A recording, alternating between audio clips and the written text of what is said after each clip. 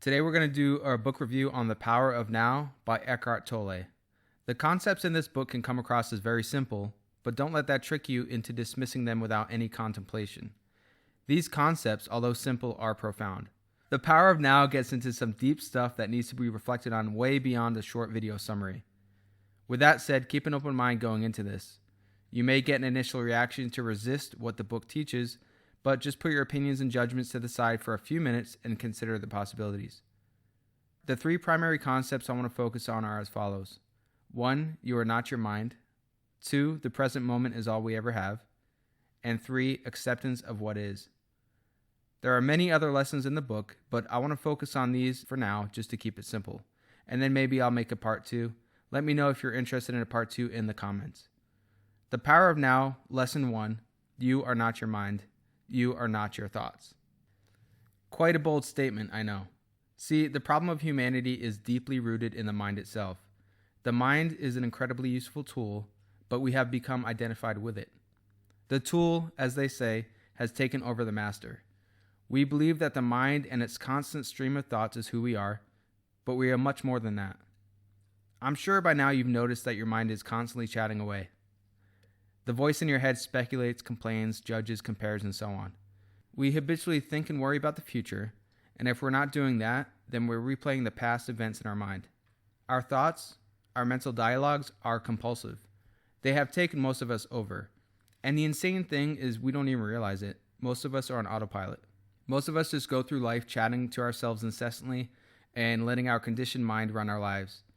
Early in the book, Eckhart asks the reader, can you be free of your mind whenever you want to? Have you found the off button? Can you stop the stream of thoughts and just be? If the answer is no, then you're unconsciously identified with the mind. It's using you, and you probably don't even realize it. There is much more to you than just that stream of thoughts. If you're hearing this for the first time, you may be confused. You may say, well, if I'm not my thoughts, then what am I? That's a great question, and in my opinion, asking what am I is one of the most important questions you can ask yourself. That is the beginning of self-inquiry, awareness, mindfulness, or whatever you want to call it. So how do you get closer to realizing what you truly are? It all starts with awareness. You start by listening to the voice in your head as often as you can. Instead of being consumed or identified with your thoughts, you take a step back and just observe them. You try to create a sort of separation from yourself and your thoughts. It's super easy to get wrapped up in the stream of thoughts your mind is constantly coming up with. But just try your best to catch yourself in the stream of thought and just observe what's going on. Make a game of it like you're pretending to watch something in a lab. Observe its reactions, actions, thoughts, and so on. After you've done this for a while, ask yourself if you notice any repetitive thought patterns. Be there as the witnessing presence of your thoughts and do so without judgment. Listen impartially throughout the day and take note of what your mind is doing. Once you start to get a glimpse that you are not the thinker, you're able to watch the thinker and your mind more objectively. When you observe your thoughts, you'll see that there's a higher level of consciousness at play here. You are that higher level of consciousness. Consider this. If you're observing your thoughts, can you be your thoughts? The answer is no. You're actually much more than thought. You are beyond thought. Over time, and as you become better at observing your thoughts, you'll feel a deeper presence behind the thought. When that happens, the thought loses its power over you because you have disidentified from the thought stream. You have disidentified from the mind. Now, if you keep this practice up for long enough, eventually you'll experience a gap between thoughts known as no mind. The gaps will be short at first, but they will get longer. The no mind gap is not some trance-like state. It's quite the opposite. You're more aware, awake, alert, and fully present in this state.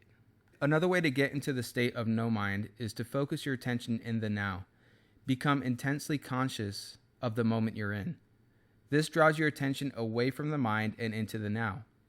You are alert and aware, but you're not thinking. You can do this at any time throughout the day. If you're waiting in line or at a stoplight, become intensely aware of the moment you're in. Let go of thought and see things without the filter of your mind. Look at things without labeling or judging them. It's very challenging at first, but don't give up. Keep doing this and you'll eventually get a glimpse of no mind. This can be a very confusing concept if you've never heard it before, so let's hit on a couple of Eckhart's quotes to really drive it home before moving to the next lesson. The single most vital step on your journey toward enlightenment is this: learn to disidentify from your mind. Every time you create a gap in the stream of the mind, the light of your consciousness grows stronger. The wider the time gap between perception and thought, the more depth there is to you as a human being, which is to say, the more conscious you are. The moment your attention turns to the now, you feel a presence, a stillness, a peace. You no longer depend on the future for fulfillment and satisfaction. You don't look to it for salvation. One day you may catch yourself smiling at the voice in your head as you would smile at the antics of a child. This means that you no longer take the content of your mind all that seriously, as your sense of self does not depend on it. For most of us, the mind has become out of balance. Our compulsive thinking is an addiction of sorts. The only way out is to realize the truth. You are not your mind. You are not your thoughts. The mind is simply a tool to be used when necessary. You can still pursue goals, but you will realize that there is nothing in the future that will save you or make you happy. You don't need something in the future. You're just happy being here and now. That brings us to lesson 2. The present moment is all we will ever have. So live in the here and now. As mentioned earlier, our minds like to be preoccupied thinking about the past or thinking about the future. We are very rarely in the present moment. So our goal here is to be more grounded in the present moment. Yes, thinking and planning for the future is necessary in today's world, but let's be honest. Over 90% of our thinking is repetitive and useless, and it's often negative. Don't take my word for it. Listen to your mind for 10 minutes and see for yourself what it's saying. When I started doing this, I realized that my mind was just a rambling stream of random, mostly useless, repetitive thoughts, like a tape that was on repeat. Now, if you're offended by this, thinking, well, I'm not like that, well, that's just your ego talking. Your ego is the one getting offended. As you are not your thoughts, you are not your ego either. Tolle tells us that the only thing that is ultimately real about your journey is the step you are taking at this moment. You may have an outer purpose and outer goals, but they should not take up so much of your attention that they become more important than the step you are taking now. Now is all there is. Remember, the mind is always trying to escape the now since it has no power here. The mind needs the past and the future, memory and anticipation to exist. It hides from the present. It wants to live in the past and create a story for itself, or it wants to look to the future towards some kind of fulfillment. As Tolle says, time and mind are inseparable. If you take away time by focusing on the now, the mind falls to the background. Observe how your mind habitually escapes to the past and the future. The moment you realize you're not present, you become present. When you observe it, you're not trapped in it anymore. Be what Eckhart refers to as the silent watcher. The more you are focused on time, past and future, the more you miss the now.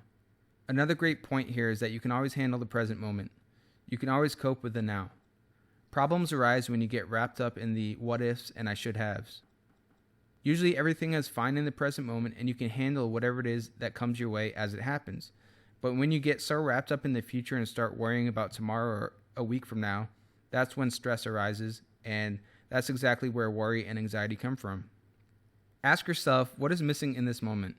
Really contemplate that one. The answer is nothing. All these wants, desires, and regrets come from the mind's obsession of the past and future. You can't cope with the future because it is a mind projection. It's not real. Is there ever any other time except the moment you're in? No. Even when you think of the past and the future, you're doing it in the now. If the present moment is all we ever have, shouldn't we be fully present in the moment we're in? We should make that the focus of our daily lives. Sure, you can go back to the past or plan for the future when you need to, but your primary focus should be on the now. If not now, when? As Eckhart states, have you ever experienced, done, thought, or felt anything outside the now? Do you think you ever will?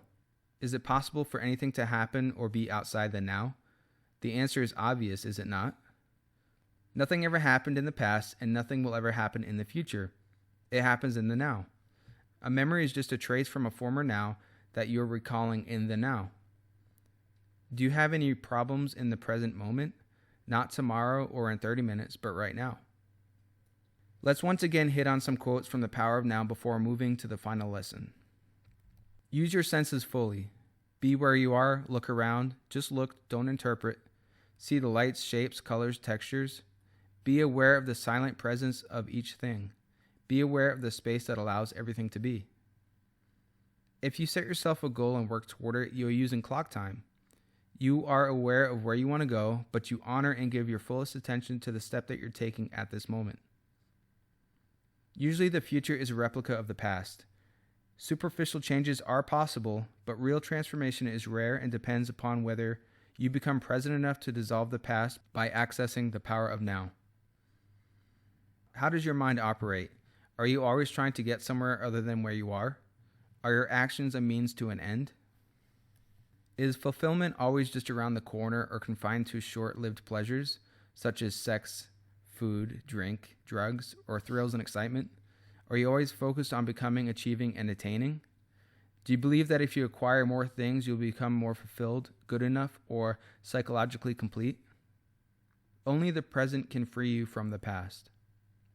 And finally, the power of now, lesson 3, acceptance of what is. So while you're being grounded in the moment you're in, you also want to be completely accepting of it.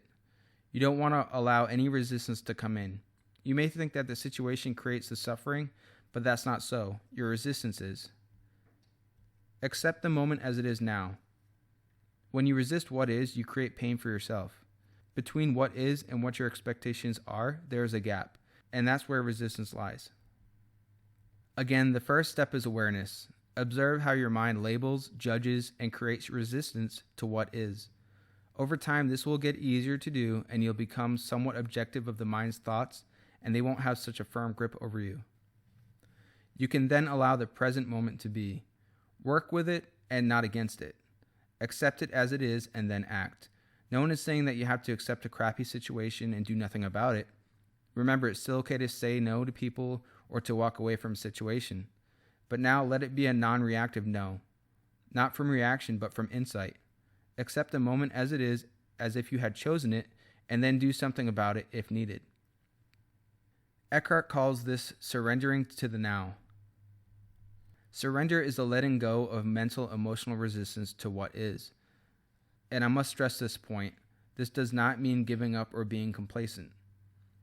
As Eckhart Tolle stated, true surrender does not mean to passively put up with whatever situation you find yourself in and do nothing about it, nor does it mean to cease making plans or initiating positive action. Surrendering is yielding to rather than opposing the flow of life. The only place where you can experience the flow of life is the now. So, to surrender is to accept the present moment unconditionally and without reservation. When you acknowledge that there is resistance, you're making resistance conscious. You're no longer coming from reaction and resistance. Once you acknowledge it, ask if there is anything you can do to change, improve, or remove yourself from the situation, and then take action on the one thing you can do in the now. Not the other 100 things that you may or may not do in the future, but what you can do right now. Tolle also states, the external conditions that were being resisted also tend to shift or dissolve quickly through surrender. It's a powerful transformation of situations and people. If conditions do not shift immediately, your acceptance of the now enables you to rise above them. Either way, you are free. And if you cannot surrender, take action immediately. Speak up or do something to bring about a change in the situation, or remove yourself from it. Take responsibility for your life. Eckhart states, surrender does not transform what is, at least not directly. Surrender transforms you. When you're transformed, your whole world is transformed, because the world is only a reflection. Life is like a mirror. If you saw something in the mirror you didn't like, would you attack it? Of course not, because you would be attacking yourself. Become friendly with it, and it becomes friendly towards you. There are no problems, only situations, to be dealt with now or to be left alone and accepted as part of the isness of the present moment until they change or can be dealt with. So see if you can catch yourself complaining, either through speech or thought. When you're complaining, you are not accepting what is. You make yourself into a victim. Let's hit on some final quotes from the book before summarizing and wrapping this up. It is not the overall situation that you need to accept when you surrender, but just the tiny segment called now. Inner resistance cuts you off from other people, from yourself, from the world around you. It strengthens the feeling of separateness, on which the ego depends on for its survival. Surrender will move you closer to people. Through surrender, you'll accept what is, and that means accepting people as they are. You won't judge, criticize, reject, label, or attempt to change people. When you accept resentment, moodiness, anger, and so on, you're no longer forced to act them out blindly, and you're less likely to project them onto others. If you get the inside right, the outside will fall into place. Primary reality is within, secondary reality without. If there is truly nothing you can do to change your here and now, and you can't remove yourself from the situation, then accept your here and now totally by dropping all inner resistance. The false, unhappy self that loves feeling miserable, resentful, or sorry for itself can no longer survive. This is called surrender. Surrender is not weakness. That's my quick breakdown of The Power of Now by Eckhart Tolle. Let's summarize quickly. 1. You are not your thoughts. Observe your thoughts to see them for what they truly are. 2. The present moment is all we ever have, so be more grounded in it. And 3. Surrender to the now and accept what is. Why fight what is already in existence? Instead, whatever it is, allow it to be and surrender to it. These 3 lessons get deeper and deeper the longer you practice them, so if this piqued your interest, spend some time on them and go pick up a copy of this book. It's an absolute masterpiece. I'm really just barely scratching the surface with this video. Anyways, I hope you enjoyed it. If you did, please like and subscribe, and let me know in the comments if you'd be interested in a part 2. Thanks, and I'll see you next time.